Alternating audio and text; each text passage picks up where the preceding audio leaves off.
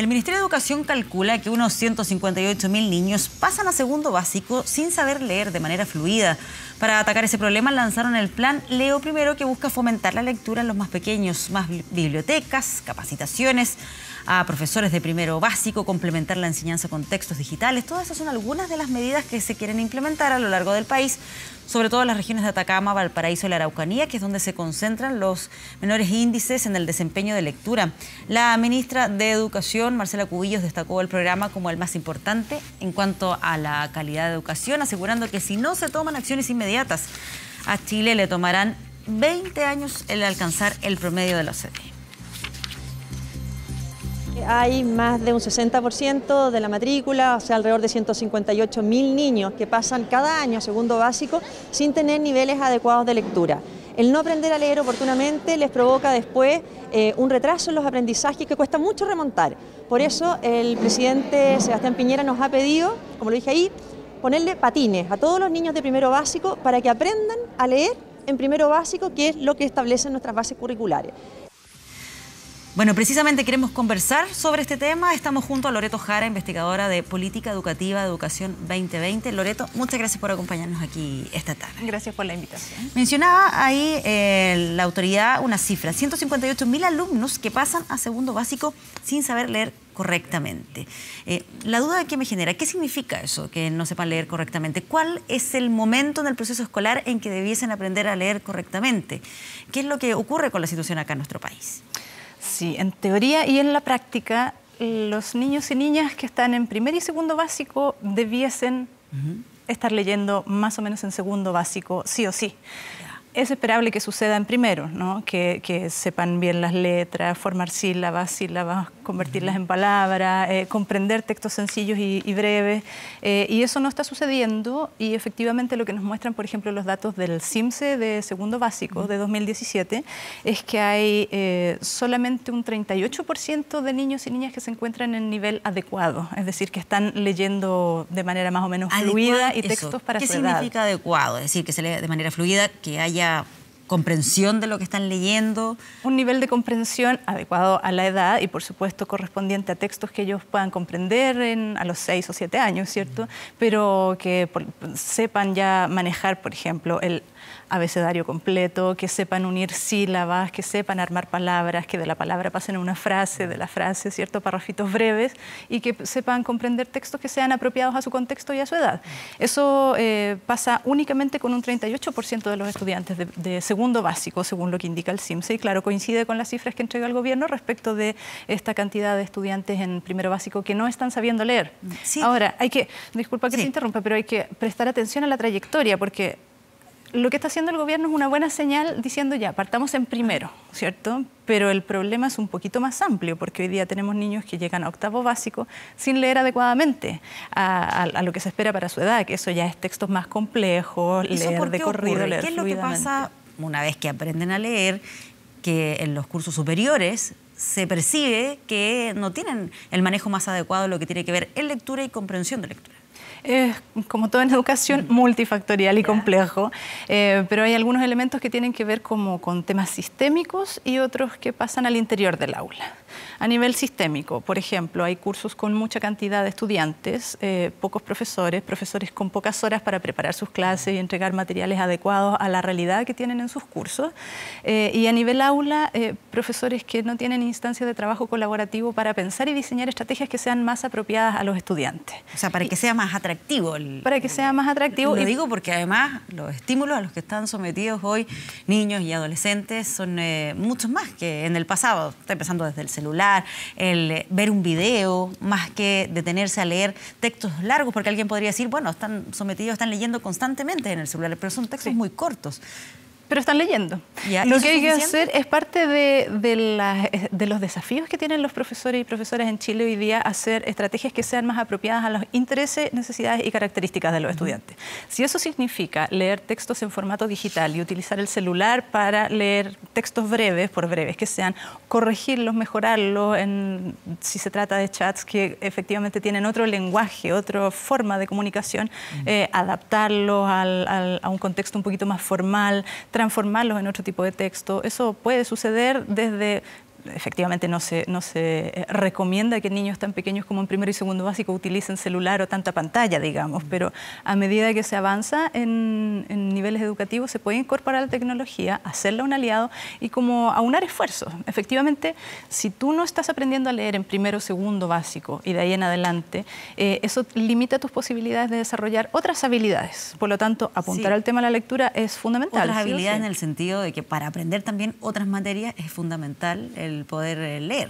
O sea, para aprender matemáticas necesitas leer un problema, ¿no? Y comprenderlo bien, por ejemplo, lo mismo en ciencias, historia, etcétera. Entonces, la lectura es una habilidad que, valga la redundancia, te habilita para desarrollar otras habilidades y desenvolverte bien en otros contextos. Bueno, de hecho, dentro de las iniciativas que se está proponiendo por parte del gobierno está una biblioteca digital escolar, recogiendo ahí lo que tiene que ver con la tecnología, salas de clases, un set de herramientas con Leo I, habilitar bibliotecas en establecimientos que no tienen una. Apoyo especial en establecimientos más necesitados y aquí está dedicación especial a los profesores de primero básico. ¿Planteas que eso se debiese extender también a profesores que están en nivel superiores para poder mejorar lo que tiene que ver con la lectura en aquellos estudiantes? Sí, y también a profesores de otras asignaturas, porque la lectura no es patrimonio exclusivo de los profesores de enseñanza básica ni de los profesores de lenguaje, ¿no?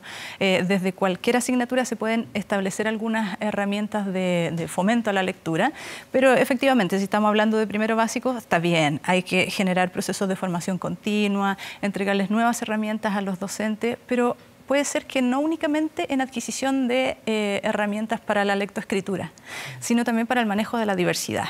Porque hay un tema acá que tiene que ver con el cambio en la composición de las salas de clase. Hoy día el estudiantado es mucho más diverso y heterogéneo de lo que era hace 10 años atrás. Entonces, si los profes están enseñando a leer y escribir como enseñaban hace 10 años, posiblemente no les va a resultar. Entonces, se necesita incorporar ciertamente herramientas para desarrollar nuevos procesos de lectoescritura, pero también para el manejo de la diversidad. Cómo trabajamos con distintos ritmos y estilos de aprendizaje, cómo se pueden atrever los profesores a innovar en la sala de clase, que no es una cosa que tenga que ver con incorporar tecnología necesariamente. Tiene que ver, por ejemplo, con dar tiempos, espacios y tareas diferenciadas. O sea, no todos los niños tienen por qué leer el mismo libro en el mismo momento y dar la misma prueba. Les puedes dar pequeños espacios de libertad que les incentiven a la lectura, por ejemplo. Que escojan el libro que quieren leer de una batería. Por supuesto, no vas a hacer un amplio abanico universal de opciones que también se pierden, ¿no? Pero, por ejemplo, esa puede ser una súper buena estrategia en los primeros ciclos. Para que sea más atractivo también para Tienes ellos, estas 4 opciones del libro. ¿Cuáles quieres leer primero? La prueba escrita no tiene por qué ser la única forma de evaluar. En fin, hay varias cosas que se pueden hacer. Incentivar lo lúdico, que los niños aprendan jugando, que es como su tentación natural, ¿no? Bueno, diseñemos estrategias para que aprendan a leer mientras juegan y así no se van a dar ni cuenta que están leer es aprendiendo. algo entretenido, no una imposición o Exacto. una obligación. Hemos estado conversando de lo que pasa a partir de primero básico, pero ¿qué ocurre hacia atrás? ¿Qué pasa también en los periodos de educación inicial? ¿Se deberían abordar temáticas para aprender a leer en años anteriores a primero básico? ¿Qué es lo más recomendable? Sí, ocurre que en el desarrollo cognitivo y socioemocional de los niños, como en un desarrollo, comillas, normal, un estudiante podría aprender a leer desde los 3 años. Hay gente que aprende en su casa. Hay gente que aprende en su casa y hay niños que aprenden naturalmente y de hecho existe como una adquisición del vocabulario a primera vista que se llama, que es cuando tú ves las marcas de productos y los asocias y los niños dicen, oye, ahí dice X cosa. Lo que pasa en educación inicial es que se desarrolla una serie de procesos muy enriquecedores que después se pierden en el proceso escolar. Y es que los niños juegan mucho y aprenden jugando, pero cosas que tienen más que ver con su entorno, con su propio cuerpo, con el manejo de sus emociones. Escolarizar a los niños en los niveles de educación inicial no es conveniente, porque precisamente entras a primero básico y se pierde eso. Te sientan en filas, te obligan a sentarte más rato, se pierde este componente lúdico que tiene la educación inicial. Entonces, si bien en educación inicial ya pueden tener algunas aproximaciones a la lectura, no es conveniente apurarlo. Lo que sí se puede hacer en educación inicial y luego en educación básica y después también, tiene que ver con la incorporación de las familias al proceso de adquisición de la lectura, que nosotros consideramos es un componente que podría complementar esta política que está lanzando el gobierno. No es que se enseñe tardíamente a leer, No se enseña tardíamente a leer. Está bien que pasen entre primero y segundo básico. Es deseable que en esas edades los niños ya estén leyendo bien, pero como digo, es súper necesario no considerar únicamente el rol de la escuela en esto. Se necesita el apoyo de los papás, mamás y otros adultos responsables y del entorno.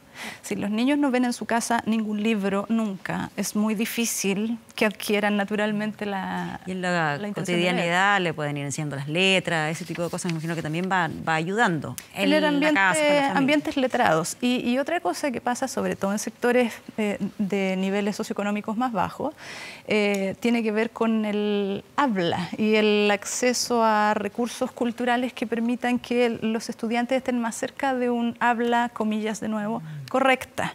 Existen muchos problemas en la adquisición de la lectura y la escritura que tienen que ver precisamente con formas culturales en donde las palabras, no sé, se cambia la R por la L, cosas donde el habla no es del todo correcta y a los niños a la hora de enfrentarse a un texto tienen una disonancia, ¿no? En la casa escuchan que se dice de una forma y en el texto viene escrita correctamente. Entonces también hay que generar espacios para que la familia aprenda a leer también. Sí.